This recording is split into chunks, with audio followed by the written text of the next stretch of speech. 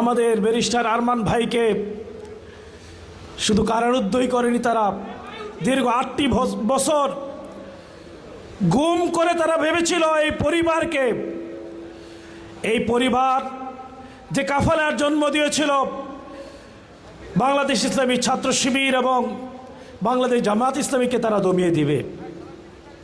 কিন্তু আল্লাহর ইচ্ছায় ব্যারিস্টার আরমান আজকে আলহামদুলিল্লাহ সংসদ সদস্য হিসেবে সেখানে বসে মানুষের ভাষায় মানুষের কথাগুলো বলার সুযোগ পাচ্ছেন। তার তৈরি করা কাফেলা ইসলামী ছাত্র শিবির এখন বাংলাদেশের ছাত্রদের প্রাণভ্রমরায় পরিণত হয়েছে। ডাকসু চাকসু রাকসুই এককভাবে বিপুল ভোটে বিজয়ী হয়ে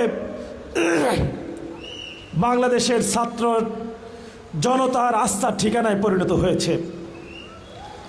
তাদের যে স্বপ্ন ছিল সেই স্বপ্নকে ধূলিসাৎ করে দিয়ে আল্লাহর যে ঘোষণা, আল্লাহর এই জমিনে দুর্বলদেরকে আল্লাহ তাআলা নেতৃত্ব দিবেন, সেই নেতৃত্বের জন্য আল্লাহ তাআলা বাছাই করেছেন।